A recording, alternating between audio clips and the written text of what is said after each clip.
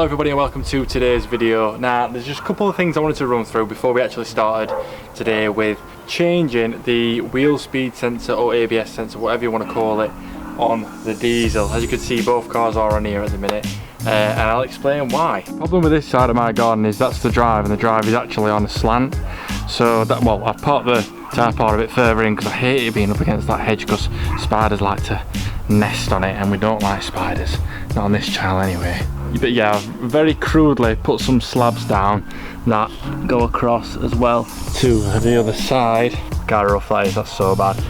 Just so we've got somewhere for the car to sit on flat ground, and for me to jack it up, I might have to get a couple more slabs actually so I can jack it up. The slabs are quite thick, so it should be okay, and we're only going to be doing one wheel, which is the passenger rear on the other side. Otherwise, I won't be able to be doing this at home, so this is the make do for now. So I can properly set some slabs in and get them properly levelled. Now the other thing I wanted to mention is actually about the Type R.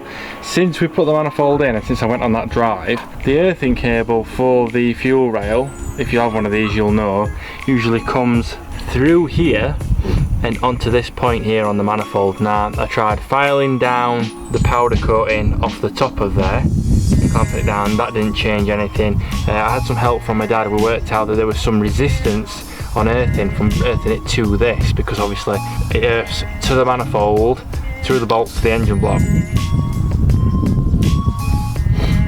So with some advice from Brett, as per usual, we actually opened all this up, separated the earthing strap from the rest of the wiring and rerouted it. Ignore this horrible electrical tape, I only had white. I've got some nice black fabric insulation tape coming, and then we undid this bolt down here just next to the rocker cover, put the earthing strap in there and then bolted it back down, and it's been absolutely fine ever since. Basically what it were doing, it'd be starting absolutely fine. I thought it's because we deleted the idle control valve. It isn't that at all.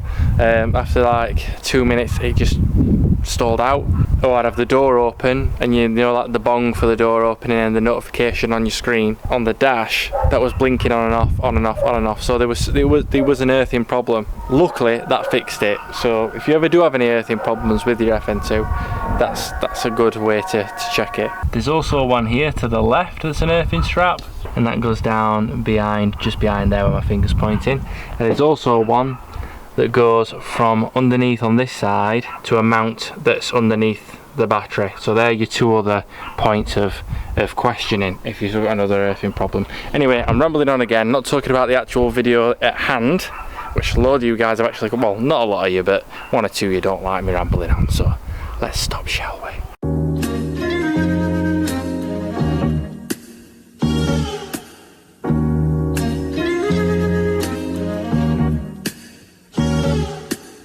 What I'm going to do, just because I feel a little bit uneasy about it being on these slabs, put that in place, the axle stand, and it's taking the tension. I'm just also leaving the jack stand there as a precaution, so there's two chances of catching it in case anything does happen. The wheel's just off the floor, that's all we need, and now we'll take it off.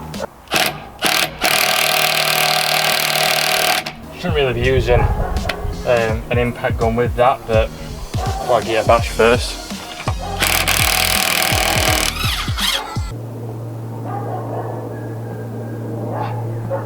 Oh my god, my foot were off the floor. Now looking here at the actual components themselves, there is a lot of crud and crap all over everything, so I'm just going to get a wire brush quickly, brush some stuff down, get some brake cleaner in here, and then we'll crack on removing the actual speed sensor, which from guessing that's the plug down there. So plugs in there, you've got a couple of bracket points where clips are in, which we'll have to remove. Comes down here, and then right behind you've got a bolt there, and it actually feeds in underneath it, which I'll show you when we remove it how that goes in. So yeah, let's crack on.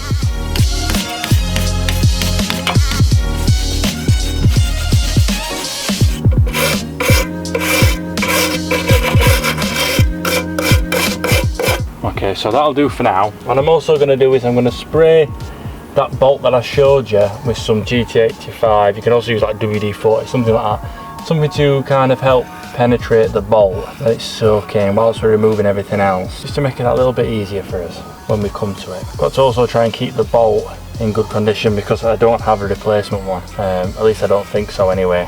So let's try and avoid that. Right, so hopefully you're going to be able to see this, and hopefully I'll be able to explain it well enough if you can't see it. But we're going to undo the plug behind, and we're also going to undo the two clips that are holding on just behind it. I think I'm going to need some pliers for this, so that's what I've got. To squeeze the plugs, well, squeeze the clips off. So if I can even get in there. Let's try and start with the easiest, shall we? So how does this attach onto here? Does it slide out of that bracket? Let's have a look. Come on. Yep, it's sliding, I think. Yeah, so that slides out there. So we want to keep this bracket for when we put the other one on, I think. Now that makes it a little bit more accessible for me. If I want to come this way and squeeze a little clip. I'm sorry, I know you can't see with my hand in the way. Alright, so that's squeezed. Come on. I need something to push it through now. Let's try a bit bigger, longer set of pliers. Thing is, if I bugger this clip, it's absolutely fine as long as I can get it out. Oops, I'm clamping the old line. Flipping heck. Here we go. Yeah, so I just slipped out there. Then it's just the plug, which is just a little squeeze. There we go. Right, so that's the plug there. We've got the two clips that we've taken out, and then that comes straight out of there. So, on to the next bit. Now I forgot to show you, but it'll probably come on the same since we've actually removed the ABS sensor, but when I put the ignition on, the problem that comes on, other than everything open, is that ABS one there. So that's what's coming up, and VSA, because obviously the vehicle stability assistance, I think that's what that class is for, just from guessing, can't be accurate because it can't judge the speed of the wheel. So that's why the wheel speed sensor needs to be changed. A lot of people drive with VSA off, especially in the Type R, because they like the rawer feel and not having it interfering.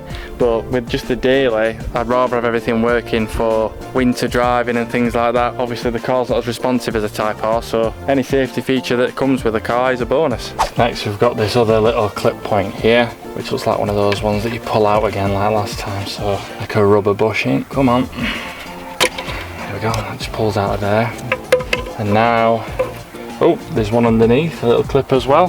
So it's just underneath there as well. I feel like it's about to rain, guys, which we really don't want because I've got all the tools out and the camera.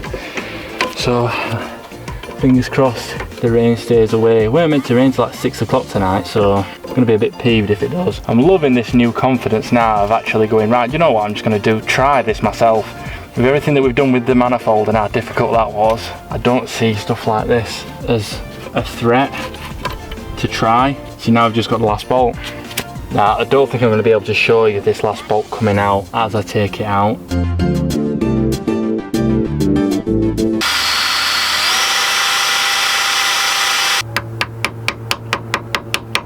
Right, so as you can see, this bolt got absolutely mullered trying to take it out. It's actually like, it covers a plastic tab which connects to the actual line underneath. Now if I show you this, that actually moves now, so it's disconnected from this bolt. So I might be able to pull out the sensor and then deal with the bolt afterwards. So let's see if we can do that.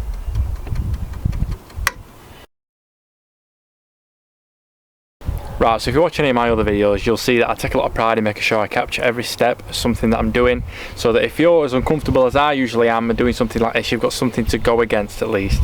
Now unfortunately my dad has had to come and help me.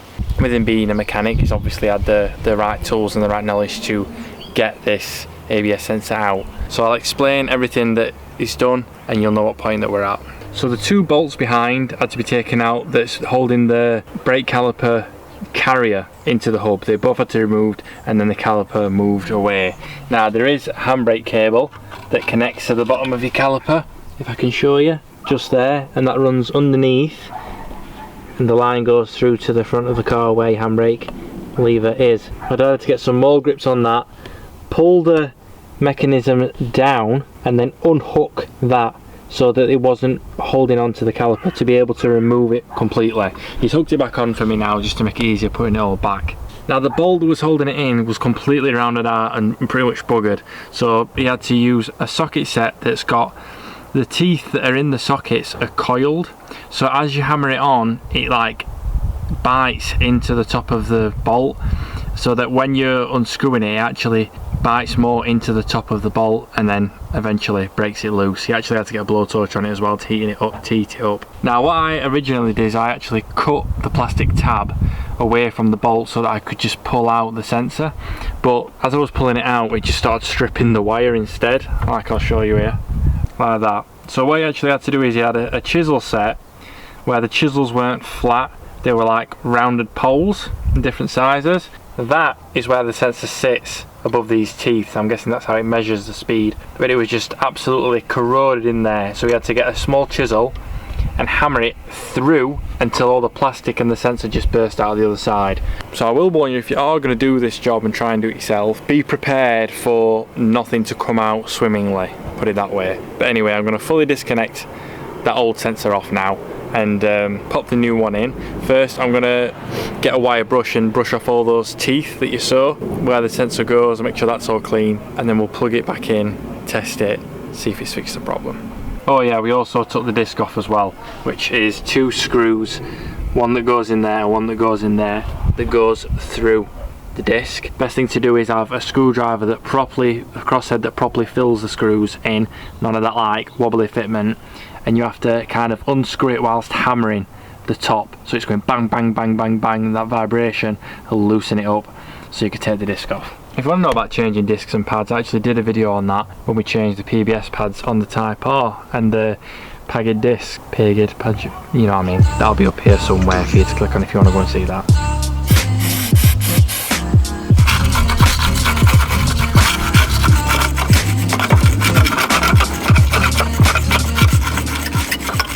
So that's the old sensor versus the new sensor. You can see that that one's absolutely mashed to bits. That's the fresh one that's going to be on. Sorry, I know it's in the grass. It comes with these clips that the rubber bits slip into, but we just slipped the rubber out, so I was going to use the same clips that's already in place, like that one there, and just slide it straight back in. I will mention as well, the brand of mine that I got is Intermotor, and I got it from Bullseye. So walked in there, well, before the pandemic obviously, and told them which one I needed for which car, and they just sorted me that out. Nice and easy. I think I'll clean that hole out a bit more first actually. Right, so the sensor's back through, it's over the teeth there, it's moving freely, so that's good, it's sensing that. The bolt in the back, I've not put it all the way back in again yet. That is actually the old bolt and it is rounded out, but I don't have another one that fits. So I'm gonna have to just try and get another one of those as soon as possible, so that doesn't start seizing back up whilst it's in there and I can quickly change it. But it's in properly and I will tighten that back up. You've got that rubber bushing back into that clip there. There's another little clip that's gone in underneath. Follow it round, you've got another little rubber bushing bit there, and then the plug itself that actually clips up into a little metal plate piece here as well. So that should all now, even though nothing's on it like the disc or the caliper, that should work. So let's have a look, shall we? The handbrake is actually currently off and it's in gear, so we won't be starting it up, but once the ignition's on, the VSA and the ABS light should now not come on. So right, so it's not on there, door's open, so give me a minute. Oh yes, baby, we're cooking on gas now.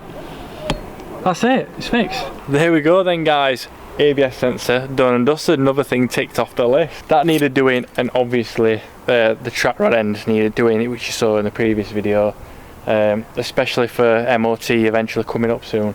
So that's the main thing I wanted to sort out before we do anything else with the Type R, which I'm sure you can understand. At the end of the day, I want the daily to be safe to drive daily. So now, if you did enjoy this video, if you found it helpful or found it motivating to try and do something like this yourself, then please like and subscribe to the channel and click the little bell button so it reminds you when a fresh video comes on with possibly another job or another modification, so you can see how I get on with it.